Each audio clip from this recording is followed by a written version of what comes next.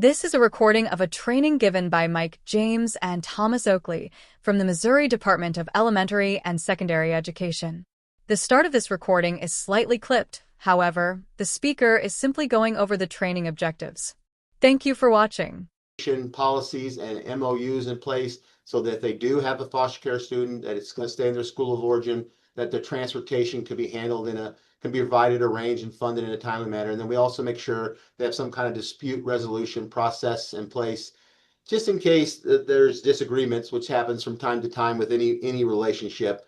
So we make sure they have a dispute resolution process in place.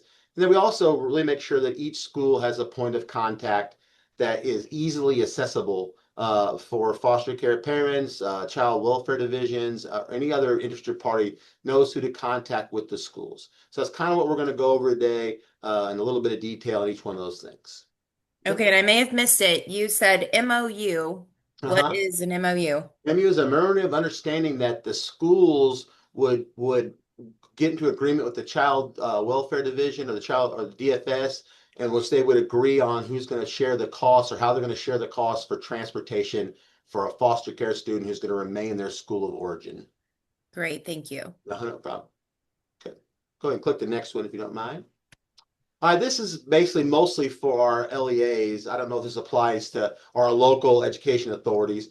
This is how they would navigate the DESE webpage to get to their, any kind of foster care resources or foster care tiered monitoring. There is a public section there. If you just go to DESE, you can search for foster care and it will pop up with the resources that are available. It's not really targeted to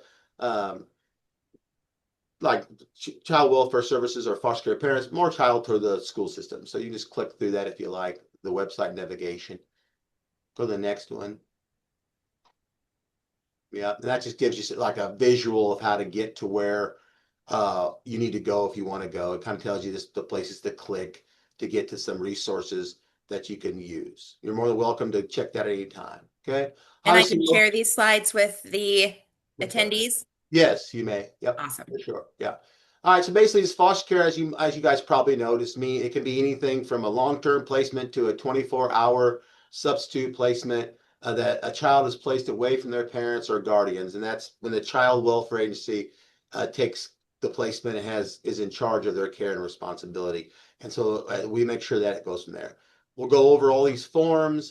These are the forms that school districts and child welfare divisions primarily use to make sure that the stability provisions are being followed or being met, and that the best determination is being made for foster care students of where it's the best placement for them when it comes to their education.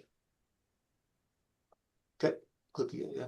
So basically, the big thing that we emphasize at DESE is that there has to be collaboration between DESE, the local school, and the child welfare agencies. That's to make sure that, foster care students are not being, hopefully not being moved from school to school to school to school and limiting the disruption, because there's lots of research that proves this stability is very important to ensure success for all students and typical for foster care students. So we want to make sure that meetings are being held in a really quick and timely manner anytime a placement changes or a student is placed in foster care, that hopefully they can maintain their school of origin if it's determined that that's the best place for them. And if it's determined it's not the best place for them, then we want to make sure that their disruption in their education is zero, best case scenario, or very limited. So there should be these processes or these systems in place to allow for either quick transfer or hopefully the school of origin, that the student just remains where they're at, where they're being successful, and where they're comfortable. Okay. Next slide. There you go. This is just kind of a visual of who's responsible for what. The CD, the child division, they're responsible for placement and coordination with schools and DESE. DESE is responsible to communicate between child division and the schools, the local schools, and providing the guidelines and the monitoring to make sure schools are doing what they're supposed to do in regards to the law when it comes to foster care students. And then the local schools, they're in charge for making sure the records are transferred in a very quick and timely manner, and that they're enrolling students without delay. Because like I said, we don't want students any student, especially not foster care students, to be being out of school for very long. The goal is 0 days. So that's kind of how it works. And we're kind of the go-between, if needed, between the child's division and the local schools. And we also make sure we monitor local schools that they're following the laws. All right, so basically collaboration is once again is the idea. It is basically required that children's division and local schools meet annually to go over certain things. They're supposed to have annual meetings about transportation. They should always have a MOU in place with child's division in case they get a foster care student or in case of that one placement changed. And they should always be collaborating to make sure that the stability provisions are in place, and the processes should be in place and procedures, even if the school has never had a foster care student before. We get that question from time to time from local schools. They'll say, well, we don't need any of this. We don't have foster care students. We've never had foster care students. And we always tell them, you could have a foster student within the next 15 minutes. You don't know that. So we make sure the local schools have these processes in place in case a foster student does come through. But the key basically is collaboration for sure. Good. Yeah. Also we kind of mentioned this before, but basically the bid meeting or the best interest determination meeting should be held anytime anytime a child changes placement or is placed in foster care.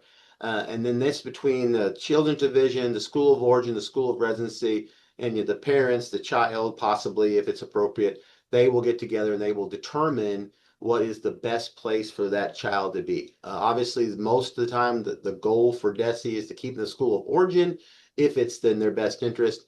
And there must be some reasons why that's not in their best interest. But if it's not in their best interest, then we want a very timely transfer. All right. Yeah, you can skip the next. All right. The school of origin is basically the school in which the child is enrolled at the time of placement. So if the child was in, let's say, the Jeff City school districts, I'm in Jeff City right now, and then they got placed in the Blair Oaks school district, their school of origin would be Jefferson City at the time of their placement. And then they will remain in that school of origin until the bid meeting. And they're not supposed to be removed from that school until the bid meeting takes place to determine if that is their best place for that child to be, or if it's in best interest for that child to be transferred to in this case, to Blair Oaks. So they have to remain in that school of origin until that meeting takes place. School of residency is the boundaries in which the child resides or is being domiciled or being housed at this time in the foster care. They can go to the school of residency if it's determined that that is the best place for them. But the goal is to see if the school of origin and to limit the number of moves and the disruptions in their education. Obviously, a good goal would be if at all possible in the best interest to keep them in the school of origin. But that's what that means by the school of residency. That's just kind of a graphic that kind of shows you the foster care students in one home gets placed in another home. The school of origin is where she was going by her previous home, and then the school of residency, and then the bid meeting would basically determine what's best school for her, the new one or stay in the old school. All right, go ahead. This is the bid meeting. Basically, it begins when the children's division notifies the school of a change in placement, or if the foster care student is being placed in foster care for the first time. They should notify schools with a CD 179 letter that should be notified the schools saying that this student is being placed in foster care within their district. And that would trigger the school then to schedule a bid meeting with all interested parties to determine the best placement. We do require schools to show proof of this letter when we do their tiered monitoring or their monitoring process. We do make them show 2 examples that Children's Division are notifying the schools of foster care placement. So it's very important that the Children's Division go through this very important step. It is a required step, as I understand it, that the Children's Division must notify schools through this letter. And so this is what the schools will receive when there's a change or a student is placed in foster care the first time. And we do require them to provide evidence that these conversations or this collaboration is taking place. All right, kind of went over this once a little bit, we'll go into a little more detail. A bid meeting, once a student is placed in foster care or a placement changes, The Children Division or local level must notify the school, like I said previously, the CD 179 letter. They must collaborate to schedule a bid meeting. Tom, correct me if I'm wrong, but the school of origin should initiate that bid meeting. Is that right? Yes. Yes. So the school of origin is responsible for initiating the bid meeting, getting hold of the Children's Division, the school of residency, the foster parents, any other interested parties. And they will then schedule a meeting. Then they will have the meeting. They will determine what's the best placement for that child. If it's the school of origin, then they will talk about transportation, what's the best and most cost-effective way or the best, least disruptive way to get that student from their school of their residence then now back to their school of origin. Or they will then decide this, if they decide the school of origin is not the best placement, then the school of residency, they should be immediately enrolled. Even if they don't have the records yet, the school of residency is required to accept that student even without records to limit disruptions. So if it is determined that a change in schools is necessary, then that should be immediately enrolled. That's something to keep in mind if that ever happens, that they need to be immediately enrolled for sure. All right, so the bid meeting participants, we'll go into this a little bit, but this is a form that DESE has available on their website that a lot of schools choose to use. They don't necessarily have to use this form, but a lot of them do choose to use it. It's readily accessible for them. It just gives them some agenda points or some topics of some things they can go over to determine what's the best placement.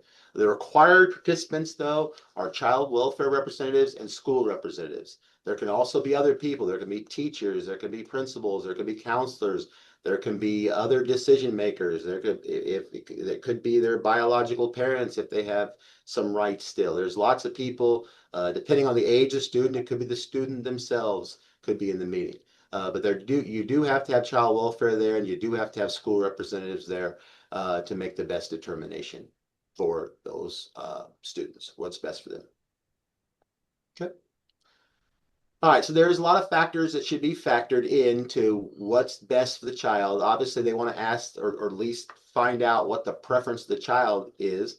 If the child really wants to remain in the school of origin, that should be taken into consideration. It shouldn't be the only consideration, obviously, but it should be consideration for sure. The child's parents or education decision makers obviously should be consulted. You should look at the attachment, how long they've been in that school. I mean, if they've been in that school for 10 years, maybe it's not the best thing to take them out of that school. Where their family members or siblings are at is also should be considered. And as you can see, there's a whole bunch of other factors that go in. But you should always look into see what is best the child, what services the child needs. If the child has a disability of any type or an IEP or 504, determine if what school maybe has better services suited to handle those students' needs. If it's an English learner, maybe you should see if the school has an ESOL teacher on hand to determine what is best for that child's education, history of transfers. The one thing they should not factor in is transportation costs. I know it's in the real world that does matter, but if the law states that transportation, unless it's just going to cause an undue hardship to that child, the transportation should be the least of the worries determining what is the best best for the child, what school to go to. I kind of mentioned this so that once again, just reiterate, transfer costs should not be considered when determining a child's best interest. And we do get a lot of questions about that. And it seems to be if there is a dispute, and there's not in the time that I've done some tiered monitoring, there hasn't been a ton of disputes. But if there is, it does seem to be about they don't have a good way to get them from their house to the school of origin. They don't have bus routes. They don't have the resources needed for transportation. So that's where that dispute resolution policy comes in. But that does seem to be an issue, although, as you can see, it should not be an issue when determining a child's best interest. It should not be a factor anyway. This is just an example of a bid meeting, which I kind of showed you earlier. This is very readily available on the DESE website that schools can use. All right, go ahead. All right, so basically in LEA, the local school must, and it doesn't matter if they do not have foster care students this time, they must collaborate with the state or local child welfare agency to develop a transportation policy. And in that policy, they have to look at what the best interest of the student is and how that transportation is going to be provided, how it's going to be arranged, and how it's going to be funded for the duration of the child's time in foster care. So we did find last year a lot of schools said we don't have a transportation policy because we've never had foster care students. Well, this is something that is required by law that all local schools must have. They must have an agreement with the child welfare agency, and they should meet annually. I'm gonna one every year to update it, look at it, if nothing else, to make sure nothing's changed, and that way the disruptions to the foster care students can be minimal at best. All right, so basically you're looking for prompt and cost effective, although cost shouldn't be factored into the best determination. But basically, if there are additional costs, and sometimes there are and sometimes there are not, the local school will provide the transportation under 3 situations. Number 1, if the child welfare agency agrees to reimburse, and that's where that MOU or memorandum of understanding comes into place. You have that already agreed upon with the child welfare agency ahead of time, and then the local schools can get reimbursed for some of the costs, if not all the costs of transportation, if they agree to that. The local school can pay the whole thing. If it's not going to just be too much of a disruption or too much of an expense, they can agree to just cover it. Maybe a bus is close enough, or maybe it's in walking distance, then they can agree to pay the cost, or they can agree to share the cost. But that's why it's very important. The key piece is that they collaborate beforehand and get these agreements set up ahead of time. That way there's less chance of a disruption.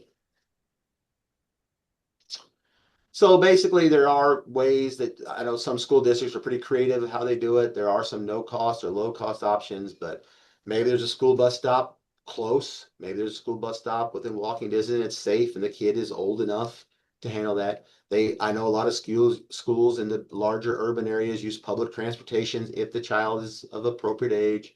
And there's other programs that could cover costs, such as IDA for students with IEPs.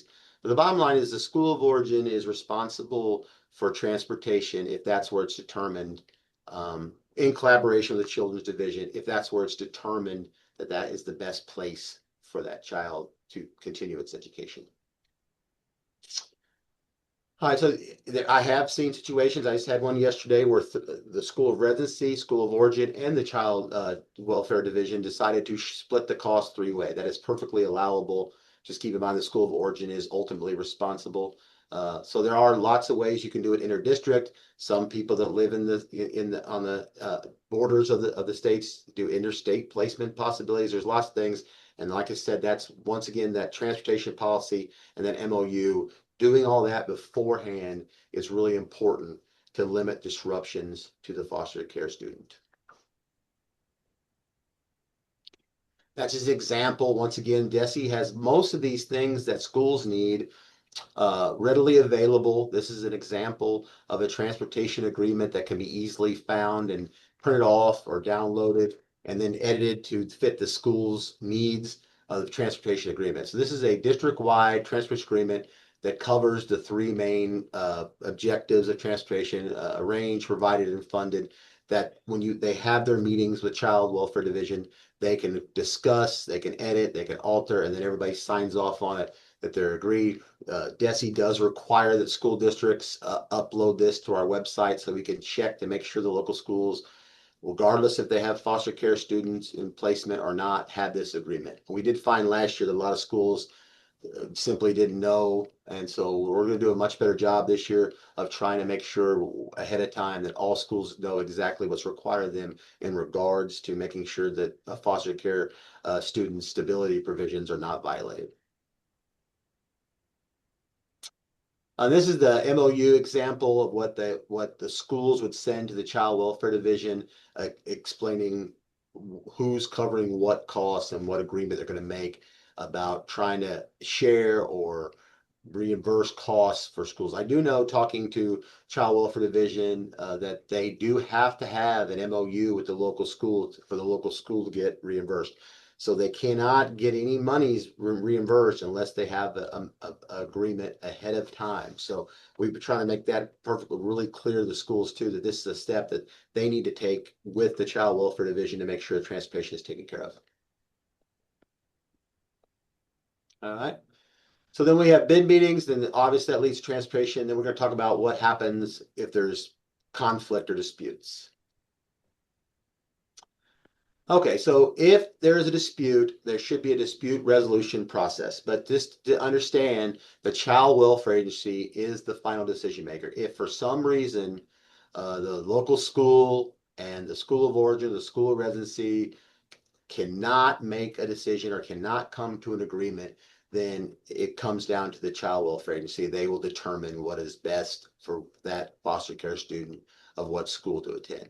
But before that, there should be a process, dispute resolution process that the schools can go through with the parents, the foster care parents, the school of residency, the school of origin, and then go through this dispute resolution process and try to work out or mend whatever disagreements there are. And hopefully they're keeping the best interest of the student in mind. And hopefully they will not reach that point where they have to contact either us at DESE or they have to contact the Child Welfare Agency has to make the final decision and just say, for this student, this is the best for them, even though most people might be unhappy with that decision. So that once again, DESE has a dispute resolution process that schools may use. It's pretty lengthy. It has different levels. It kind of goes through different, different chain of command. Who should you contact first in level one? Who should be contacted second? And it goes through what they should try to determine and gives them some, some guidance on what's important when there's a dispute, and then try to come to the middle somewhere and do what's best for the child. But once again, if they cannot, then the Child Welfare Agency makes the best determination for the student. This is another thing that local schools must prove that they have in policy. And then they also must share with us if they've had any disputes, they have to show us how those disputes are resolved to make sure that they are following, the dispute resolution process when it comes to making sure that all, interested parties and stakeholders are representative in case there is a dispute. Okay. So there's lots of places that you can get information for sure. I am always available through email or phone, and my phone number will be at the end of this presentation. My director is always available, and his phone number is there for questions.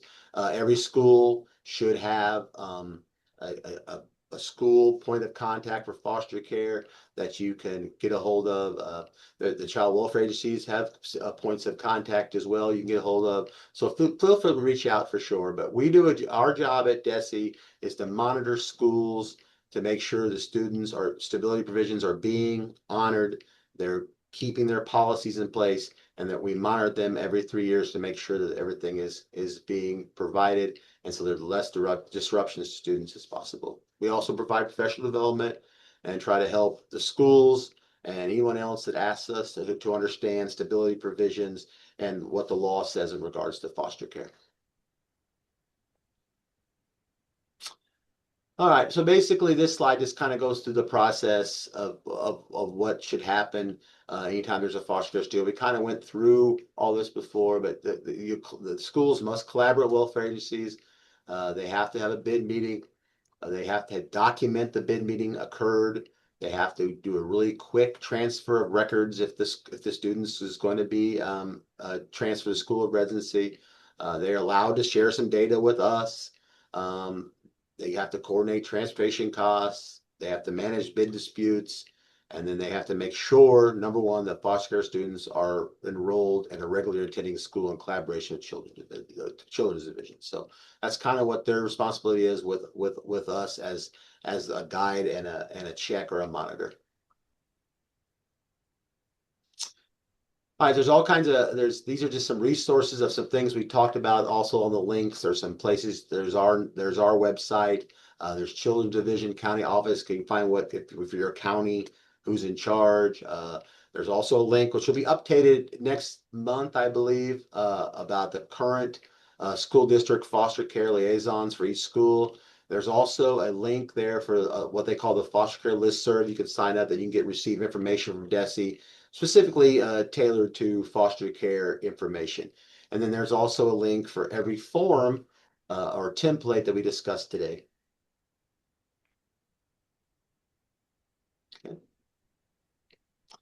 Well, this is our contact information. Like I said, Tom Oakley is the Director of Student Support Services. He's kind of in charge of our whole side over here. And then I am the Assistant Director, but I also the State Foster Care Education contact. I would be the one to contact about specific foster care questions first. And then if I don't know the answer, I will collaborate with Tom and we will do research and we will either get you to someone who does know the answer or we will try to figure it out and answer those questions ourselves. With that, I think that ends our presentation. So if you have questions, feel free to ask. We'll do the best we can to answer those. Thank you so much. Mhm. While folks are thinking, or maybe they have questions already written down, I just want to say I was writing down questions as you were talking, and they kept getting answered. So that was a Uh-huh. great presentation. Okay, thank you. Yeah, how about you guys? Anything you kind of wondered that didn't get answered?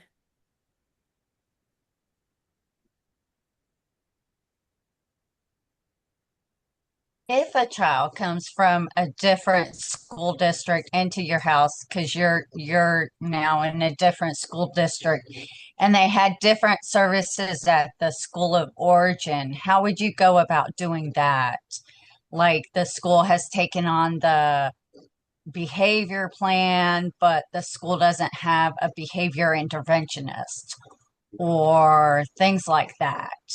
Well, if it was determined the best interest was to go to the school of residency first, they would try to keep him in the school of origin first and then arrange transportation. But if the decision makers, the school of origin, the child division, and the foster parents and all the stakeholders decide the school of residency is the best place for that student, then that would be something that you'd work out with the children's division, the school of residency to make sure the services were met.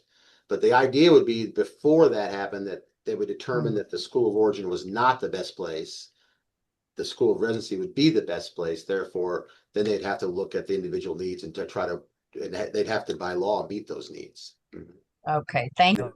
Yeah.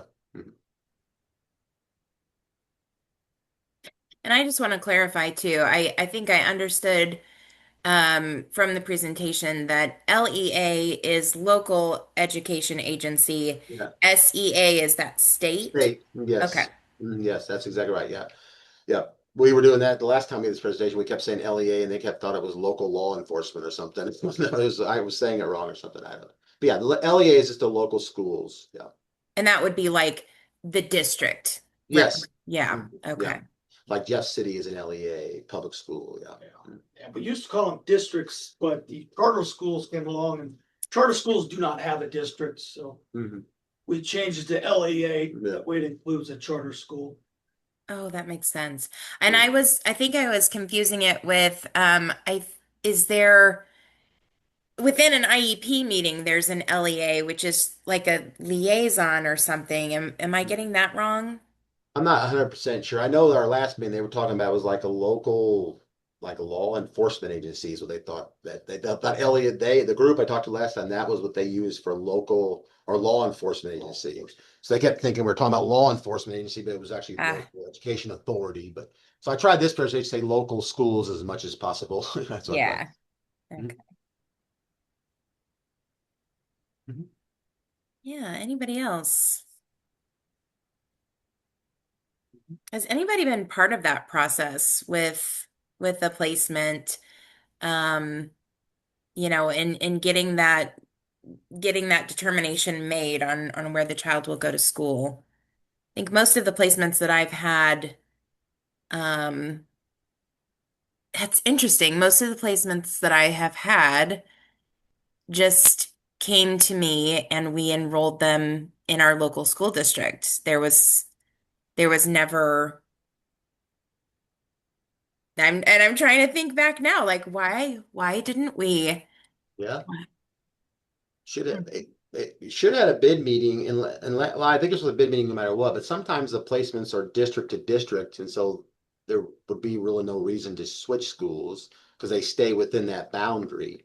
But I think, and Tom, you correct if I'm wrong, I think that anytime a placement changes, there's supposed to be a bid meeting. Yeah. Supposed to be a bid meeting. But I could see why they would be like, well, it's not necessary because they're in Jeff City School, they live on High Street, now they're moving to Monroe Street. Same district, same school. You know, you might just have sent an email saying, hey, no placement, no bid meeting needed, or this is the bid meeting because the placement is still within the same school. There wouldn't be another school really to send them to. But I do believe technically it should occur every time there's a placement or a change in placement. There should be a bid meeting. Okay, so there's a question in the chat. And answer this if you can. When an elevated needs child is established in a school, then throughout that school year, the school states they can accommodate the child's needs. What resources are available through DESE? So I think we're talking about like behavioral needs. Well, Correct me if I'm wrong, Grace. if they have an IEP, there needs to be written their IEP, and the IDEA says they have to follow the IEP, or if they have a 504 plan, written in the 504 plan, it has to be followed. If they don't have a 504, they don't have an IEP, things are a little bit different there as far as the law goes. But if it's a I do believe if it's in an IEP or a 504, the local school is responsible for providing the services or finding another educational facility to provide those resources. Yeah. Yeah, I think that may be the next training that we'd like to line up and make sure, because we have a lot of questions from foster parents about IEPs and interventions that their kids might need. I know sometimes our foster parents have a hard time getting kids evaluated for an IEP, even though, there's lots of things that they're needing to be successful in the school environment. So that's kind of a frustration. I bet so. Yeah.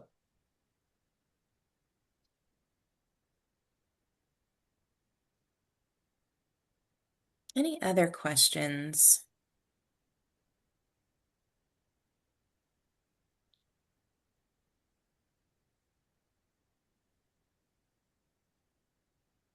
Okay. Well, I will make those slides available. I will email them to you all. I did remember to record just a tiny, tiny bit late. So I will share the recording with our workers so they can share them with their families. And I will send out certificates this afternoon. But I would like to thank Thomas and Michael so much. I don't know, like round of applause, the best we can on Zoom for being here and doing this for us. Thank you. No problem. Anytime. And please reach out. Please reach out if you have any questions. Thank you. All right. All right, guys. Well, I will remain on until everybody's gone, just in case you have any questions for me. But otherwise, thanks for hopping on this lunch hour, and yeah, enjoy the rest of your day. lower right hand corner. Right here. Yeah. Believe me.